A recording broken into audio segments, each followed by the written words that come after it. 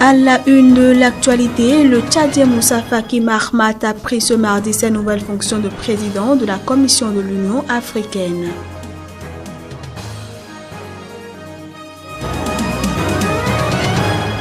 Au Kenya, un accord signé ce mardi entre le gouvernement et les représentants des médecins du secteur public met fin à une longue grève.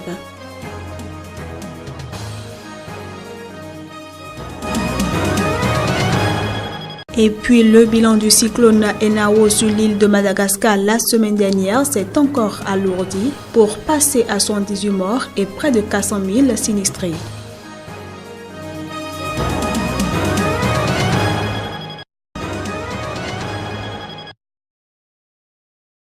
Le nouveau président de la Commission de l'Union africaine a pris ses nouvelles fonctions ce mardi. Ancien ministre tchadien des Affaires étrangères, Moussa Faki Mahamat, à 56 ans, promet de réformer l'institution et de s'attaquer aux nombreuses crises du continent. Faire taire les armes et dessiner une Afrique débarrassée de conflits à l'horizon 2020 demeure l'objectif à moyen terme sur lequel mon regard restera imperturbablement fixé.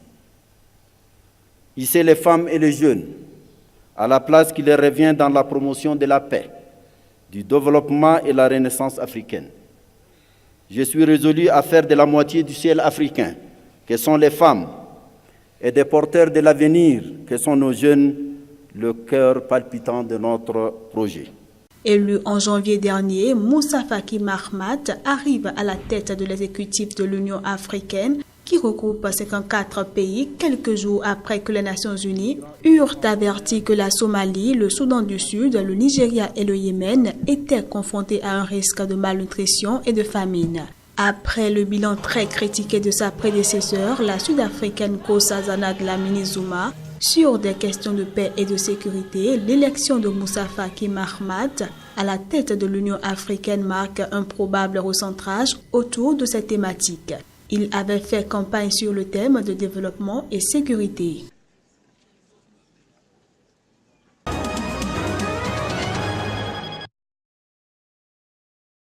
En République démocratique du Congo, 2 experts des Nations Unies sont portés disparus depuis dimanche 12 mars dans la région du Kasaï. Cette région du centre est agitée par une rébellion depuis plus de 6 mois. Ils étaient au Kasaï central depuis 5 jours et selon les autorités congolaises, les 2 enquêteurs des Nations Unies ont été enlevés avec leurs 3 chauffeurs de taxi-moto et leur interprète. Ils seraient tombés dans une embuscade tendue par un groupe armé non identifié à environ 120 km au sud de Kananga, au niveau de la rivière Moyo, sur l'axe Bukonde-Chimbulu. Ils auraient été ensuite conduits dans la forêt. Dans son communiqué, le gouvernement soutient que les experts onusiens sillonnaient la province sans que les autorités locales en aient été informées. La MONUSCO a indiqué qu'elle ne souhaitait pas commenter cette affirmation avant d'avoir obtenu les résultats de son enquête sur le terrain. Ces 2 experts sont de nationalité américaine et suédoise. Ils étaient chargés par le Conseil de sécurité d'enquêter sur les groupes armés, les violations des droits de l'homme et les possibles violations d'un embargo sur les armes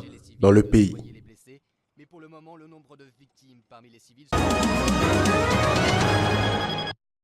Fin de la grève des médecins du secteur public, le gouvernement kényan et les représentants des grévistes ont signé ce mardi, lors d'une cérémonie télévisée, un accord pour mettre fin à la dite grève qui a paralysé le système de santé publique du pays pendant 100 jours. Cet accord, dont on ignore encore les détails, met un terme à un mouvement social inhabituellement long pour le pays.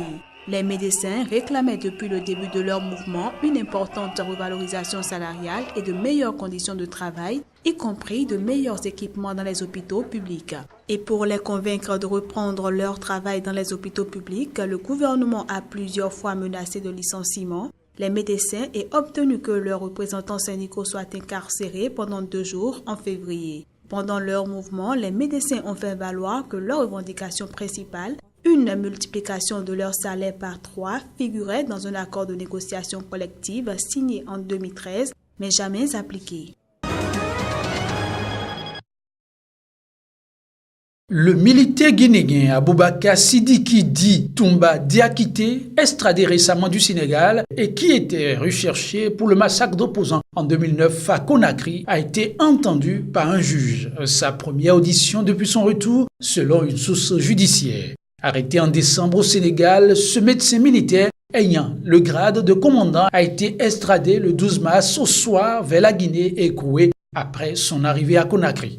Il a été présenté mardi après-midi devant le procureur de la République près le tribunal de première instance de Dissine lors d'une audience qui visait à vérifier son identité, a indiqué la même source, précisant qu'une première anomalie porte sur son prénom, n'incluant pas Sidiki. Dans les jours ou semaines à venir, il va être reçu par le pool des juges d'instruction chargés du dossier du massacre perpétré le 28 septembre 2009. Toumba Diakité était visé par un mandat d'arrêt international pour son implication présumée dans ce massacre commis par des militaires dans un stade de Conakry où étaient rassemblés des milliers d'opposants à la candidature à l'élection présidentielle de Moussa Dadis Camara. Dadis Camara, alors dirigeant de la Guinée et chef de la junte, dont il a été l'aide de camp personnel. Il avait en son temps tenté de le tuer.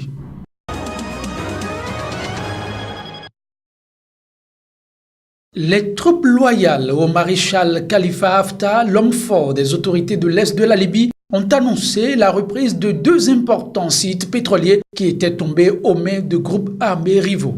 Les forces armées ont libéré la totalité du croissant pétrolier, une région du nord-est du pays, a déclaré l'un des porte-parole des forces pro-Haftar, le chef des gardes des installations pétrolières locaux à Haftar, le général Meftah al-Meghayef a confirmé la reprise des sites de Ras Lanouf et d'Al-Sedra, 2 des 4 principaux sites du croissant pétrolier libyen.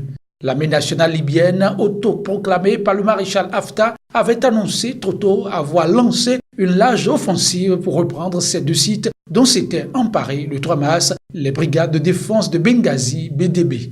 Les forces loyales au maréchal, personnalité controversée en Libye, qualifient de terroristes les BDB, dont un des dirigeants, Basset al-Shairi, a toutefois confirmé la perte de Ras Lanouf sans préciser s'il contrôlait toujours le port d'Al-Sedra ou non. Dans l'immédiat, il n'était pas possible de vérifier les déclarations des 2 camps de sources indépendantes.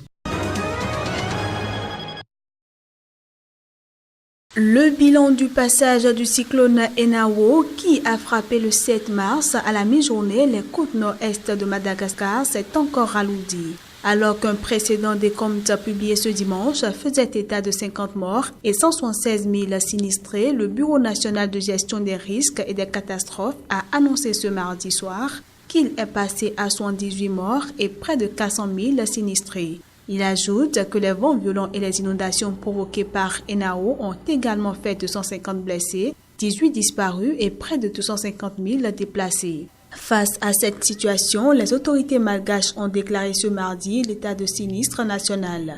Selon la Croix-Rouge, il s'agit du plus puissant cyclone qui frappe Madagascar depuis le cyclone Giovanna en 2012.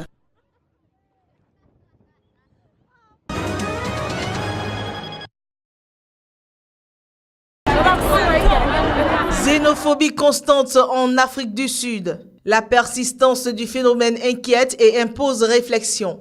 Les gouvernements de l'Afrique du Sud, théâtre de cette pratique, et du Nigeria ont annoncé lundi la création d'une plateforme de dialogue. Celle-ci sera destinée à prévenir la répétition des attaques anti-immigrés qui ont récemment agité plusieurs quartiers de Pretoria et Johannesburg. Nous avons décidé qu'en plus de tous les mémorandums of understanding et accords que nous avons signés, nous allons nous inspirer de ça en établissant un centre d'alerte qui sera coordonné par des officiels et des ministres faisant partie du groupe de sécurité.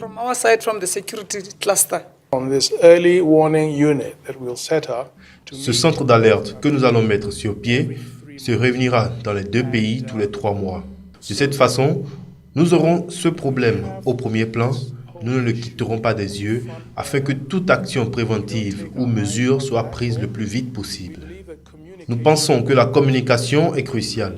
Nous croyons que la diffusion du discours positif est importante. Nous devons chérir les entreprises sud-africaines au Nigeria et les Nigérians ici en Afrique du Sud, leur dire que leurs gouvernements sont déterminés à assurer leur sécurité et le respect de tous leurs droits. Nous reconnaissons aussi que tous les Nigériens d'Afrique du Sud ont des activités légales. C'est le cas pour la grande majorité. La grande majorité contribue énormément à créer une société sud-africaine dynamique. Les flambées de violences anti-immigrés sont fréquentes en Afrique du Sud, dont le niveau de vie attire des millions d'étrangers, souvent accusés, dans un contexte de fort chômage, de voler le travail de la population locale et de nourrir la criminalité.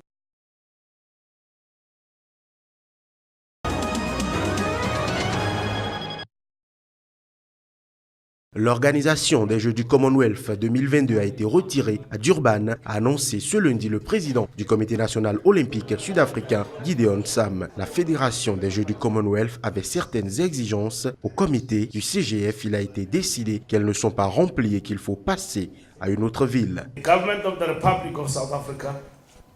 Le gouvernement d'Afrique du Sud a exprimé sa déception à l'annonce de la Fédération des Jeux du Commonwealth de retirer l'organisation des Jeux à la ville candidate de Durban en 2022. Et cela malgré tous les efforts et les réponses favorables exprimées par la commission d'évaluation du Commonwealth sur la capacité potentielle de Durban d'accueillir les Jeux.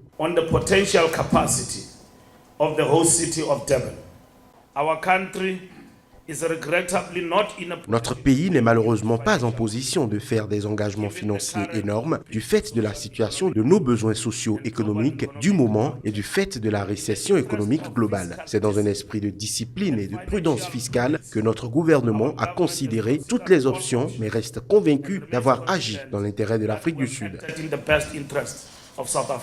La présidente du CGF, Louise Martin, a expliqué ce lundi que le CGF cherchait activement des options alternatives. Le maire de Liverpool avait annoncé que la ville anglaise était prête à candidater en cas de retrait de Durban.